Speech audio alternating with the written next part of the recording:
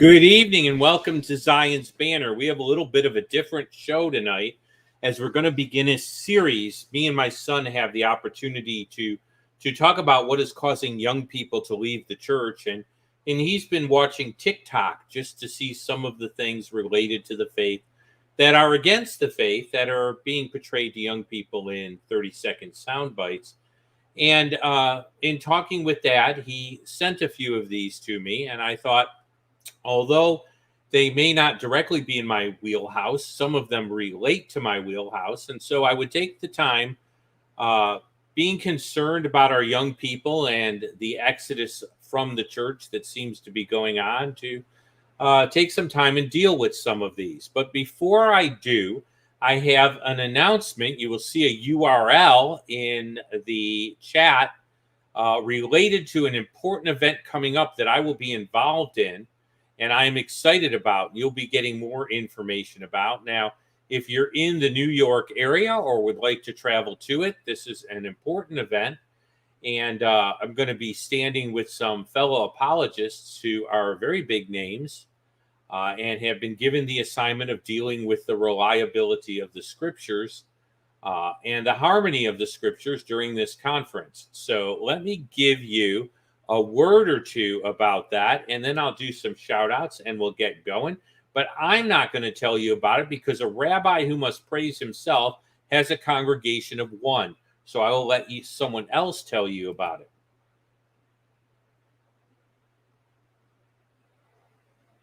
Informative and educational and applicable conferences I've ever been to. The speakers are really very clear, easy to understand. I am the first and I am the last and the living one, and I was dead, and behold, I am alive forevermore. When did God die? I'm an ex-Muslim, and I really appreciate the clarity that they brought. And you can point out, hey, this is actually Jesus talking in this passage. My Muslim friend, you just said that it's God talking, and it's Jesus. You called him God.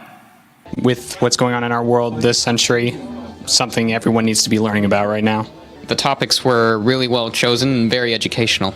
I wouldn't miss it. I wouldn't miss it for the world. There is only one complete story in the entire Quran, and that's Surah 12, the story of Joseph. That's it. A conference like this is a gold mine of information and will help the average person on the pew not be afraid. You don't have to be afraid when you are equipped. So this is wonderful.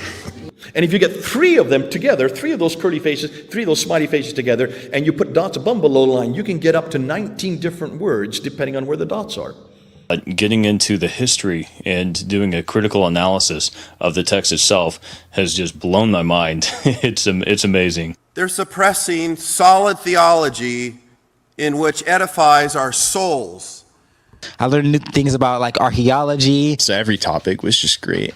They're very educated. They're very informed. Orthotomeo, cut straight the word of God. This is all really, really good tools. I think the church is going to need more of this.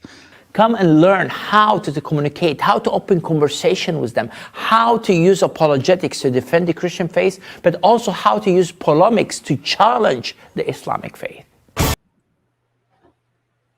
Okay, well, this coming September, by the grace of God, I will be involved in that conference. So I've got a lot of prep to do, but I just thought I'd let people know about it. Some of you who have been hanging around are very familiar with the names here. I am glad to be among them. So that is exciting. We don't want to lose people in the advertisement, but I don't want to not let you know what's going on. Some events will be high speed. Also, things will be posted. And so there are ways you can be involved. So even if you can't be in California, George is working on ways to post this stuff up and to make material available. The last guy you saw was George Saig, and I've enjoyed working with him for years. So I will be actually out there. More details to follow. But in the meantime, I'm going to remove this and we're going to get started. Shout out to Slam RN and Elizabeth Oakman, our sister from down under. So we have just gone, well, we're international. As of right now, I know we're international. And so that is really exciting. as I was saying, I'm going to start sharing the PowerPoint now. My son has been talking to me about some areas that have been bothersome to him. And so I do want to share the video clip of our detractor when the time comes. So I will do a little bit of magic here because the PowerPoint doesn't always seem to work. And so I'm going to have a backup plan B ready to go. He has been observing tick-tock. And unfortunately, one of the things, which is not new, but has grabbed the attention of young people everywhere, is tick-tock theology. Now, I'm not saying tick-tock is an improper tool for Christians to use. I am saying that non-Christians are making really good use of it to affect young people. This particular tick-tock deals with the fact that they say that Leviticus 20:13 is being misinterpreted, which is leading to something called homophobia, which we will talk about. So we're going to jump into this. This will probably be a series. What I want to do, and one of the problems I see with our young people is they don't know how to handle their Bible. They don't know what it's about. It's a series of verses. For many of these tick-tock folks, they grew up in the church. They got verses thrown at them. They were proof text, but they never understood the reason why those verses are there. And so we have created monsters by not giving them the total narrative of Scripture and showing them how things fit in. So the first thing I want to do is deal with the actual verse, Leviticus 20:13, and some of the reasoning in the tick-tock video. The next thing I want to deal with is creation and homosexuality, and the Trinity and homosexuality. And so I want to show that the verses that are against or for certain practices are there for a reason. They're part of a larger narrative, and God has reasons for the things he tells us to do and not to do in a sensitive way. And then the third is I want to deal with two incidences in the Bible that make reference of same-gender intimacy in a negative way and discuss some of the arguments against them. But let's talk about why I'd even do this. I mean, this doesn't seem very Jewish, does it? If you're dealing with Jewish objections, why would you even deal with this? Well, here's why I'm willing to do this video, other than my son drew my attention to it. And I love the boy. He's a great young man, the father of our first grandchild. But there are other reasons that I'm doing this too. And so I wanted to note that there are Jews who engage in this aberrant lifestyle. Being Jewish does not guarantee that you will not be tempted by a certain sin. And so the idea that this doesn't happen in the Jewish community, I'm going to honestly get rid of that. In fact, there are Reformed, humanistic, Reconstructionist synagogues that are beginning to allow for this. And so I want to let you know that Jewish people don't get a pass on being tempted by any sin. There is no sin. There were actually Jewish gangsters in the 1920s, like Bugsy Siegel. There's nothing that tempts you that can't tempt a Jewish person. And so Jewish people don't get a pass on this then. And so that's one reason I wanted to deal with it, because Reformed Jewish people will make use of these arguments, and actually some Reconstructionist Jewish people may well make use of these sorts of things too. And so it does happen. The other thing is that rabbinical Judaism really has no way to overcome this sin. I'm going to be real straight with you that our gospel gives us the power to overcome sin. And rabbinical Judaism may end up discussing this. The Orthodox Judaism may say it's wrong, but as far as real practical ways to see transformation in someone's life, Judaism doesn't have a real good way of dealing with this. I mean, take 2 mitzvot and call me in the morning. I mean, that's sort of the thing. There isn't a real good way of dealing with this. Now, I have to admit that Christian counselors aren't always perfect at this either, but I believe that the gospel gives us a transformative way of dealing with this. And Judaism is really powerless in the face of something like this. And so I feel like this needs to be dealt with from the standpoint of the foundations of the Old Testament, which is very important to me. But also, there's something we can offer those who are trapped in a lifestyle like this that I don't think Judaism can. I don't ever notice Tovia Singer talking about the incredible power of rabbinical Judaism, his kind, to overcome sin. He just says kind of repent and everything will be okay. Now, I do want to talk about terminology. I feel terminology is being hijacked. You know, there's a rule in debate. He who controls the terms wins the debate. Because if I can redefine things enough, I can end up actually winning a debate.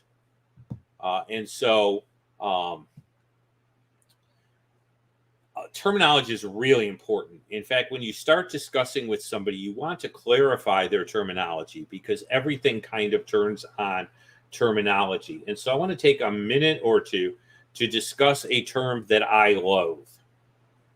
Despise, loathe, and think it is terribly misused. Okay? I will be taking a normative interpretation of Bible passages. And what the author who wants to change people's minds on this tick-tock will do is he will end up branding those who take their Bible normatively as homophobic. And so there's a funny comment here. I'm going to throw it up there. That's terribly funny and worth kind of a little bit of a chuckle here. No, homophobic does not mean a fear of homes. It is a term coined by certain radical elements in our society in order to brand those who would view this point of view, the point of view that homosexuality is wrong, as a phobia that needs to be overcome and an irrational fear. And so I am going to make it very clear. I have a disdain. A disdain for a moral practice is not a phobia. See, if I'm afraid of spiders, I'm not afraid of a moral practice. I'm afraid of spiders. I am not, homicide-phobic, with a fear of homicide because I believe murder is wrong. I'm not rape-phobic because I believe that rape is wrong. Therefore, I'm not homophobic if I believe homosexuality is wrong. Now, that's not making a direct comparison between rape and homosexuality. That's using the line of reasoning that's being used and demonstrating that it is a faulty line of reasoning. And I'm sorry, it is a faulty line of reasoning. I am not afraid of people of an alternate lifestyle. I've talked to people of an alternate lifestyle. I had a boss who I was friendly with who was a person of an alternate lifestyle. I did not break out in hives when somebody of an alternate lifestyle enters the room. And so I do not believe that this term should ever be acceptable in an intelligent conversation about a given issue related to Bible interpretation.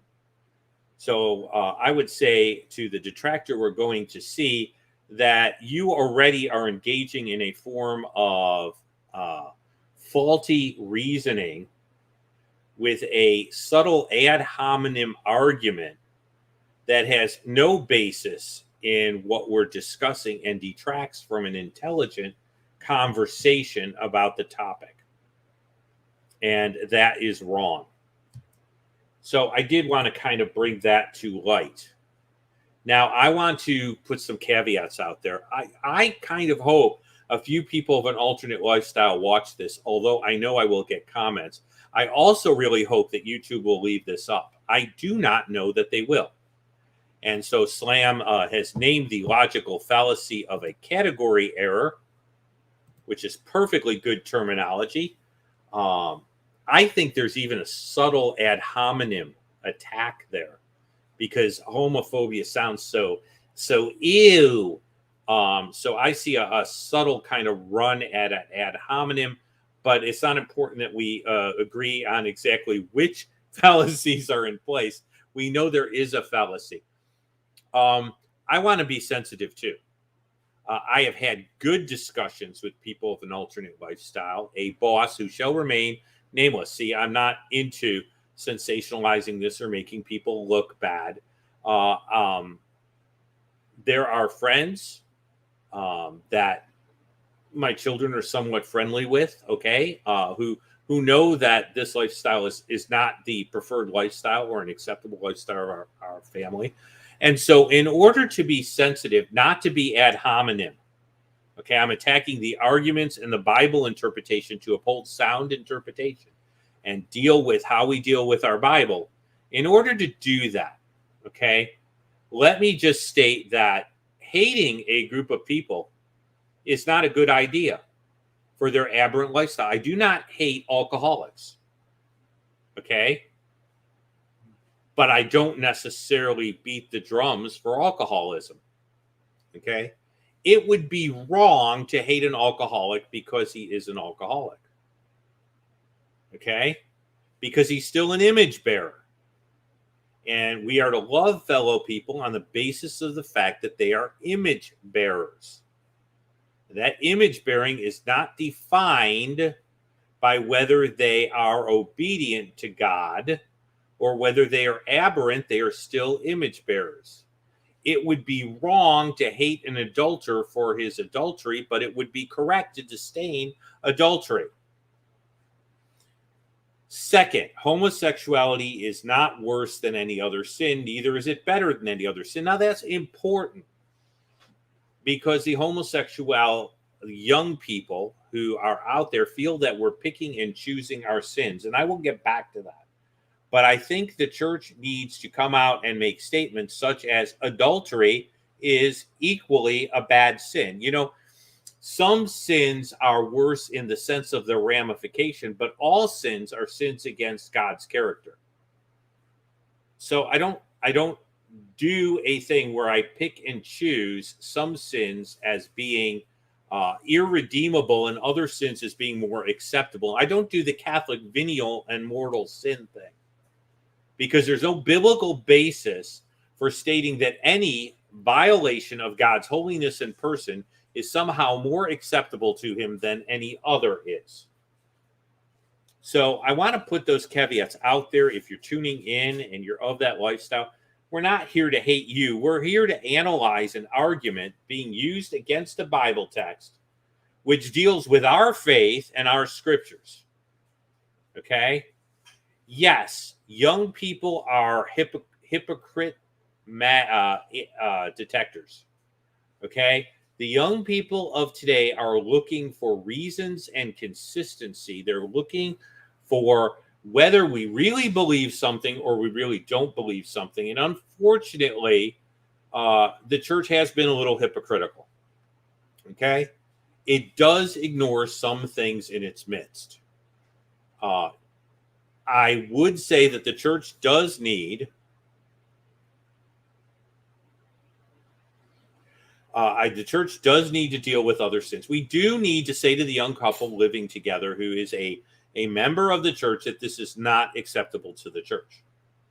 Okay, we do need to say that. We don't say you're not welcome. We need to understand that you're impacting the faith community. You are impacting your own life, and you are sending a message to unbelievers out there that is inconsistent with the ethics that come out of a Judeo-Christian worldview, that come out of what the way the Bible wants us to look at reality and life. And we'll talk more about that when we deal with creation, because some of these things also deal with creation. If there is a church leader who is beating his wife, he needs to be dealt with summarily and removed from church leadership. Okay? That's wrong. It's just wrong. It's horrible. It's improper, okay? And if the church knows about this, they do need to address it. We can't pick and choose. So to any homosexuals who would go ahead and watch this, I am against picking and choosing as much as you are, okay? I want to be as gentle with you as I would be with another person trapped in something that they should not be doing. And I want the best for you. And the best for you is not necessarily buying bad arguments. In fact, you can say to somebody, I want the best for you. And so I don't think buying bad arguments is good for you, mind and soul wise. Shout out to Carm. So good to see you here again. And we can say to people, I want to guard your thinking. I care about your soul. And so that's what we're saying here. Okay, we're not homophobes. We're individuals that care about individuals as image bearers. Okay, we have to get to the clip here.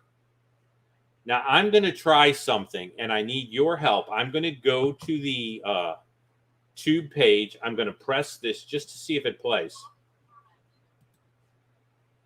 Okay, it does not work. Okay, so I'm going to do plan B. Oh.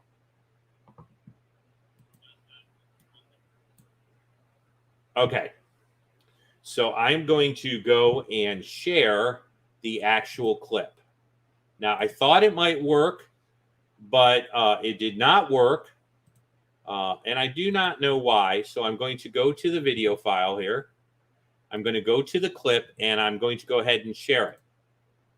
I'll have to refer back to Leviticus chapter 20, verse 22. Man shall not. This is so cool. I am so glad I found this on my For You page. If you do not yet follow 1946, please do so and support their project, because what they are doing is absolutely phenomenal. In the original Hebrew text, Leviticus 18 verse 22 reads, Ve'et zachar lo tishachab mishachave isha toeva hi. The foundations of Christian homophobia rests on the poor translation of this little adjective or noun here, zachar. The Hebrew word zachar, denoting male or maleness, is used about 82 times in the Pentateuch alone and can be translated either as a noun or an adjective. Yet of the 82 occurrences, in most cases the word is used denoting male children or male animals. It is only 5 out of the 82 cases where it is used as denoting male adults. If it did refer to homosexual relationships in adults, the word ish in juxtaposition with isha would be used, but it... Okay, so I'm going to pull that off and remove that. Now you see that the man has made some claims. First of all, I will compliment his Hebrew pronunciation, but that's not all there is to Bible study. Neither is making the sorts of claims that he makes all there is to Bible study. So let's talk about this. Okay, the author's main contention here, as I go back to sharing the PowerPoint here, the author's main contention and this particular soundbite of theology, and I want you to notice that any argument that you can make in 2.3 minutes and think that you've solved the world's problems may be a little bit too hasty. His contention in the soundbite is that the terminology here refers to pedophilia. So his argument is that pedophilia is disallowed, but this verse against a man sleeping with a man, lying with a man as he does with a woman, is a child lying with a man as a man does with a woman. Now, there are serious problems with that. His contention ignores the fact that there are perfectly good Hebrew words related to the word children. Okay, so he builds his case on one word being used in a passage, but there's more to Bible study than just noting the fact that different word is used in and of itself. If I claim a specific word, I must prove the author chose that word to convey that meaning deliberately. A simple change in terminology may have other explanations. The little clip here is okay for somebody trying to get an unanalytical soundbite in 7 minutes, but not do the hard work of real Bible study. So let's talk about this on several levels. Okay, first of all, if God wanted to use pedophilia and make this passage about pedophilia, he could have used a normative term for child. God did not use a normative word for child. Therefore, God did not intend the meaning to be pedophilia. Now, this is a very, very basic sort of modus tollens sort of argument. Okay, if A, then Q. Not Q, then not A. And so we have a basic argument here. And let's look at some of these normative words as if God didn't have other words he could have used in the passage. We're going to look at one of them. It's called yeled. It comes from the word to begat. So it's referring to someone, the thing begotten. Okay? The thing begotten, yeled. It is a normative Hebrew word, even in modern Hebrew, for a child, yalda and yeled. Okay, so it's still used today. For 3,000 years, the word yeled has meant child. Okay, but don't take 3,000 years of history, going from the biblical period clear through into Jesus's period, clear through into the period after Jesus's period. We don't want to use that sort of historic continuity, do we? Let's go to Gleason, Archer, and Harris and Bruce Walke. I mean, no small scholars in this area, where they say child, young man, boy, fruit, son. Yes, it can have a broader meaning. One of the things that this guy ignores is that Hebrew terms having a broader meaning, okay, does not uncommon. I want you to notice son or boy in here. Young man is there because young man can refer to somebody who is not of marriageable age. The Jews in female and male terms often thought more in terms of adolescence and marriageable age, the ability to produce a child, than they did ages. Remember, life expectancies were shorter. What Bruce Walke notes is it's used some 33 times, and this word indicates child. So we have the folks like Bruce Walke and Gleason Archer stating that this word means child. It's a normative word for child. There's no reason that God could not have used this word for child. And so here's the breakdown of its use. And I want you to see how often it's used as young man. Because, you know, I don't want to pull anything over anyone's eyes.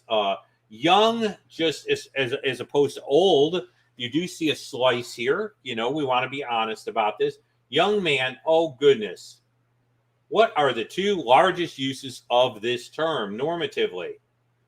And then if we throw in boys and lad, okay, being a little Scottish about it here, young ones, we see that the majority of uses here are referring to someone who would be a child. So this is a normative word for child. The overwhelming meaning of this word would indicate a child. And it was perfectly there if God wanted to say this passage was about pedophilia. But beyond that, let's look at its usage, particularly prior to the Leviticus verse. Something else that we're going to see the author doesn't do is distinguish between the latter uses of a word and uses of the word before the verse in question. And we'll talk about what that means. 33 out of 89, these are all verses that occur prior to the Leviticus verse. Okay? And so we see child clearly is intended in this verse. Okay? A child of his old age is used for Benjamin to distinguish himself from the other brothers because supposedly he was awful young and should not leave his father, and this is the argument that's made. Okay? Beyond that, beyond him being young and not really should be taken from his father, there's the point that he's dearly loved. This is Moses here. Okay? We're talking about an infant here, a child. Okay, that's the usage here. So we see that the predominant meaning of the word and then the usage prior to the Leviticus verse supports it. Here's Moses again. Okay, she saw the child, obviously not a man. Okay, and then we go nursing child to child's mother. Took the child and nursed him. Wow, we're talking about a child here. In fact, we're talking about a baby. The clear use of this word prior to Leviticus establishes that the meaning of this word is child, and it's perfectly normative. God could have used that in the passage because it does not have to refer to just a baby. Okay, child of his old age doesn't necessarily mean a baby. But we see that there's a perfectly normative word that God had available to him that he could have used. But maybe he didn't deem that word good enough to be used. So let's go to nar. The female is nara. It's translated boy, youth. Sometimes it's translated servant in the sense of one who is, and I know there's overlap. You might be saying, how is a servant like a child? Because they are both underneath the head of the household. The way it worked is that a child did not come into his full inheritance or full position until he was a man. And so in that sense, a servant is lesser. So there's extended meaning there, used along the same idea of not a full adult with full adult rights. Okay? Milton Fisher goes ahead and points this out. But wait a minute, let's talk about this a little further. Let's not get the laser pointer. Let's look at the way it's used. Now, this is cool in Logos because I can see every usage and I can tie the Greek term, the Hebrew terms to their Septuagint uses through Logos. And so here I am sitting here, okay? Notice the usage of adolescent, okay? Now, this would be clearly a child who could be forced into pedophilia if that were the case, okay? So this would be not a baby, but someone who could be a young boy, all right? We see children, we see lads, we see young men, we see child, we see uses that allow this to be used of somebody who might just be adolescent, but certainly is not a full adult.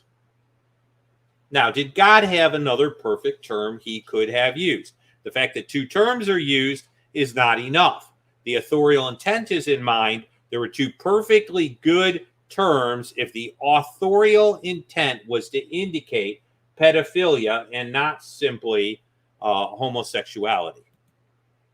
Okay? Now, someone says, but that's not fair, Jeff. You haven't talked about the verse. You're not really being very fair about this, okay? And so I stuck the verse relating to this, okay? Now the verse goes on a little bit, so let me go to Logos and do this upright, okay? Here's 13 here. Ish asher, ishkav et zechar. Now, what the author is pointing out is the difference between the word ish, and I can go ahead and get that for you. I hope you're seeing that. There's that first word, va'ish, right there. First word right after the 13. And the word here in the red. See that? That second word in the red. Now, that's what the author is pointing out. He's saying ish is not used in both places, so obviously we have no reason to assume that this is homosexuality. And so he's going ahead and playing with that and making that claim. That's the claim he wants us to believe. Okay, so let's talk about this a little bit. The term doesn't have to mean child.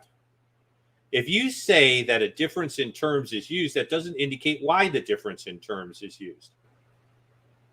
Synonyms are used all the time. The fact that I choose a synonym doesn't necessarily in and of itself indicate that God did not want to indicate somebody who was not a full-grown adult. In fact, it is used of animals without respect to age. So it's not enough to state that this term is used instead of the other term. So let's look at this term. Now, hopefully this is pretty clear to you, but I'm going to bring it up a little bit more here because we're dealing with nice biblical terms. Okay? I want you to see that the normal use of zechar, okay, that is used there. Now, look at the ring here. This is absolutely incredible. I'm going to pull it up in Logos because this terminology here is just going to floor you. So I'm going to bring this ring up here. Look at that. And I want you to see, okay, and I can even do more with Logos. I can put my cursor over it, but let's not do that, okay? The overwhelming usage of this term is male. Man and male child, where the context actually indicates a child, is fairly rare. It's also used of sexual intimacy in general. So when he goes ahead and makes the claim that it is used predominantly of a child, an analysis of this usage doesn't seem to bear that out as far as the times it's used. Now let's talk about its usage prior to Leviticus. Now he does not distinguish between the usage of this word prior to the Leviticus passage and then after the Leviticus passage. All right? All right. Now, let's take a look at the usage. Now, what Logos allows me to do is to look at the different usages of this word by hitting the thing. So I have hit the use as male. How many times is it used male as a child, and how many times is it used male in which a child is not directly indicated? What I mean by a child is someone who is prepubescent or just barely pubescent. Okay? Because that would probably qualify as pedophilia. So let me do this. God created man in his own image. Now, Zechar is used. Watch this. This is Zechar. Okay, and I'm actually going to go to the passage. I'm going to maybe... Zechar is actually used in Leviticus, in Genesis. Prior to Leviticus, this is the first usage of the term. Are you familiar with the Bible interpretation rule called the rule of first referent? That means that a Bible term will often mean what it means in terms of the first time that it's used. Now, that's not always true because we talk about the text and the context of that verse. But interestingly enough, there is reason to look at how it's first used. Now, Slam has a good point here. When it is used, it's used to point out gender. And that's what we're going to see here. So she's mentioning something out of the text here. Okay? And this just states that the image of God, B'Tselem Elohim bara oto. Look at Zechar there. There's our word Zechar right there in red. Which, by the way, Logos will do. As you click on the ring, it will put the word in red in the Bible verses where it's being used. Okay? Now, obviously, he created them male and female. God is not saying he created them little boys and little girls. This is creation, and Adam is a fully grown man who is perfectly capable of siring a child. And I don't think God made him like your average 7 or 8 year old and waited for him to grow up. I just don't think the context works there. Okay? Now, the sex time that's used here in 6, away from the creation account, okay, is the ark. And the idea is that male and female animals are being brought to the ark. Okay? You shall bring them 2 by 2. Male, Zechar, and female. Now, these are animals. So, basically, that doesn't work real well. In fact, if that were true, okay, where would we be? Okay, we're not even going to go there. Then we're talking about animals as well as children. So, the passage is what? I mean, you know, what are we talking about here? Or did we jump topics to bestiality here? Birds of the air, male and female. Again, the indication, as Slam is pointing out, is more gender related than age related. Are we talking about little birds? Eggs? Okay.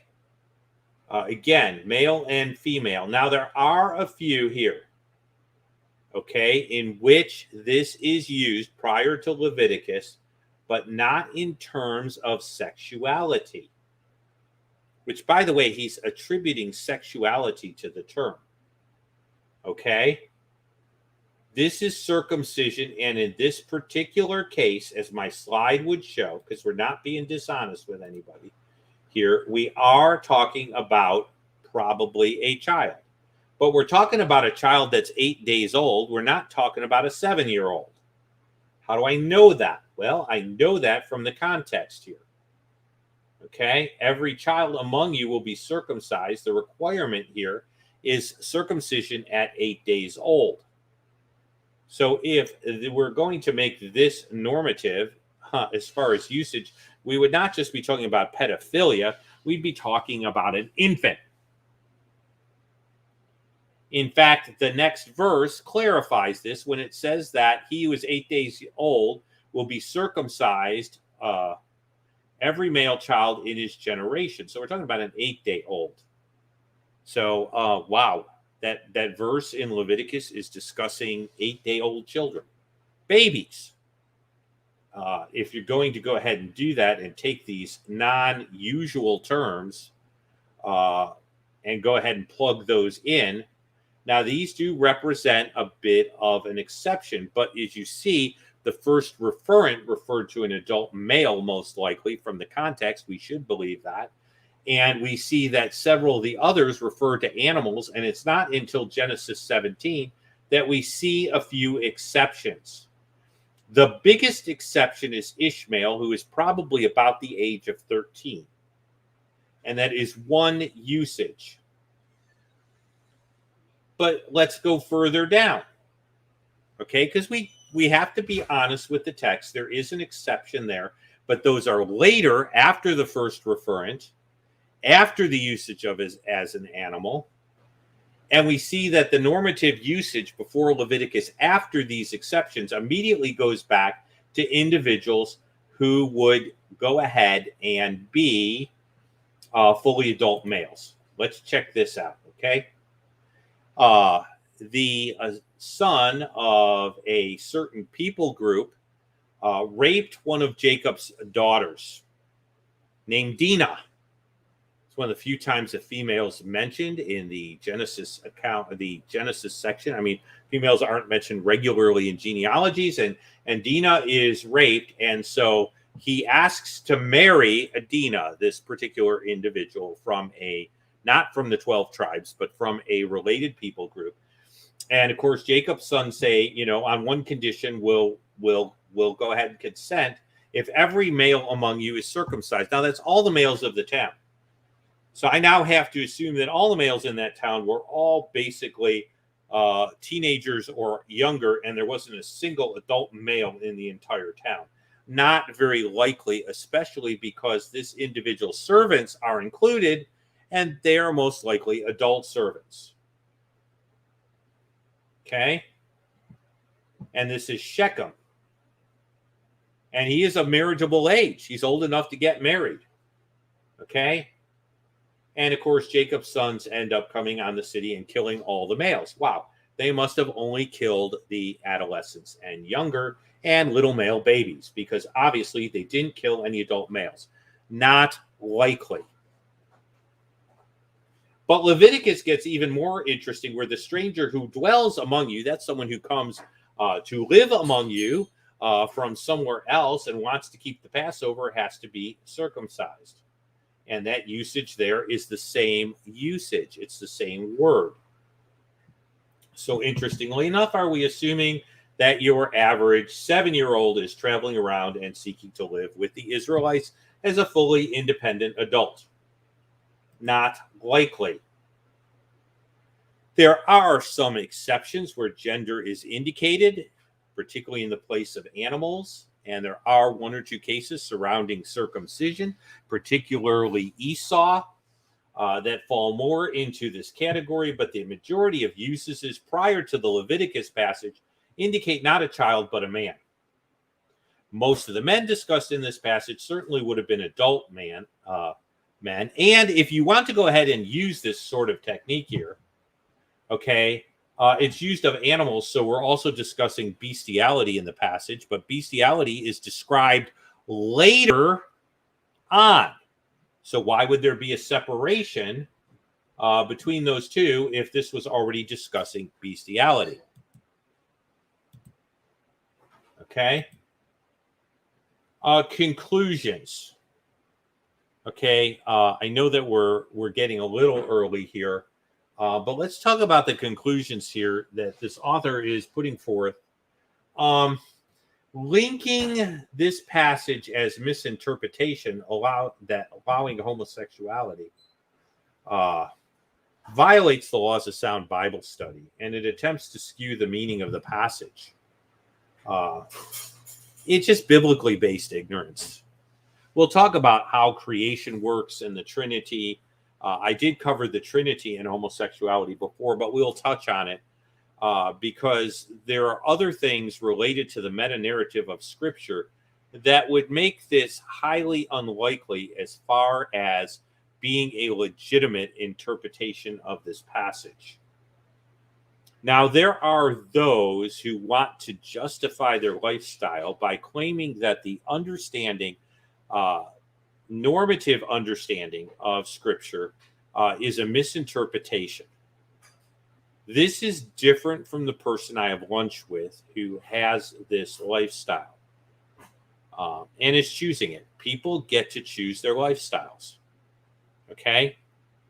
There are two things people cannot do when they're choosing their lifestyles. One, they cannot force their lifestyle on me. I'm not obligated to accept anyone else's lifestyle if I don't want to. Okay? That's not phobia. That's a personal choice.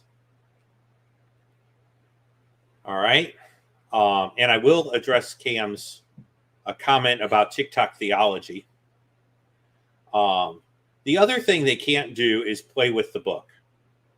Okay, that's when I get bugged.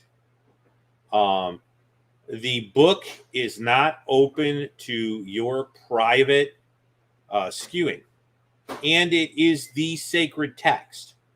In the Old Testament's case, it is considered a sacred text in Judaism. It is certainly a sacred text in Christianity. And so you do not get permission to play with other people's books. If you have a problem with the Judeo-Christian view, you can have a problem with it and simply state, I don't like what the Bible says. To which case I'll say, that's probably true. And there are things in the Bible that I firmly believe that don't necessarily make me real happy either. But God didn't write his Bible to thrill me. He wrote his Bible to teach me. And so you are free to dislike anything you want, but you are not free to play with the text. This individual has a lot of hits on TikTok. It's very unfortunate. And he will affect people's minds. Hopefully this will go out and it will affect people's minds and equip people. And so we'll see. I also do not know whether YouTube will leave it. I think they should. And I think it's a violation of some things if they don't. It was not raucous. It was not nasty. It was not name calling. But we will see how the fact finders feel about this. Let's get to some beautiful comments. It's all over the internet, especially TikTok. Yes, TikTok theology and soundbite theology is a bane to me. Shout out to Lindsay. Feel free to go back and watch it. And you say you will. Just wanted to tell everybody hello. I want to say hello to you. So I want your hello to get up there. Definitely. Whoops. Sorry about that. Someone welcomed Lindsay. I wanted to just say, we're thrilled to have you here. So your hello is definitely welcome. There probably will not be a lot of comments about this, but do realize that there are young people doing the TikTok thing who do not have the equipment to understand the biblical narrative. There are also Christians who left the church because their pastor went to this verse. And next week, we'll deal with how it fits with the biblical narrative. Because I think when you give young people the verses against this lifestyle, you also have to give them the reasons God doesn't like this lifestyle. I think a lot of times we give people proof texts, not we, but I think a lot of times young people in the church get proof texts, but they don't get the reasons that God doesn't like certain things. So they have rules without reasons. Rules without reasons tend to lead to rebellion. How's that for a refrigerator magnet saying? Rules without reasons tend to lead to rebellion. So, thrilled to have Lindsay here. Thrilled. I want to do a little thing here. Elizabeth went ahead and she did a great thing for me. So there we go. Just shared the stream far and wide, lots of groups. Thank you so much for Elizabeth. if you missed the advertisement, the Strong Tower Conference is coming up, and I will be part of it. And so I put an advertisement for the Strong Tower Conference, and Carm M may have actually been on that advertisement because there were a few people talking on that advertisement. So I will be giving you more information about the Strong Tower Conference. It may affect my broadcasting schedule, folks. So I'm just letting you know. I will be trying to keep things going and prepare for Strong Tower. Nate 2D2. We could use more Patreon supporters. So feel free to go ahead and do that if you're not. But you may be supporting us through Chosen People. And I want to thank you if you are. And that is a perfectly legitimate way to do it. So, and I can't tell the emoticon. It looks smiley. But there we go. Well, we're about there, a little shorter. But you could say that I gave a nod to TikTok by being a little shorter. God bless you. I'm looking forward to tomorrow night, whoever can make it. And that's my analysis of a 7-minute TikTok. So, but we'll be doing more with this because that person ignores the overall biblical narrative, and he ignores at least 2 incidences in the Old Testament that I think are not about hospitality. So I'm going to go ahead and put an Erev Tov. Thank you, Elizabeth. And I love your shorthand there. So greetings down under, and greetings to all you guys. And Lindsay, I'm glad you thought the topic was relevant. We'll be doing a little more with it. But my son is telling me what is affecting young people. And so I want to do my part.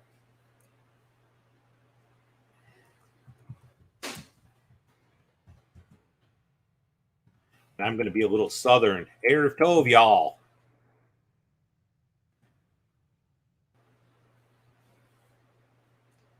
So I'm going to drop this out. And, woo. Sorry about that.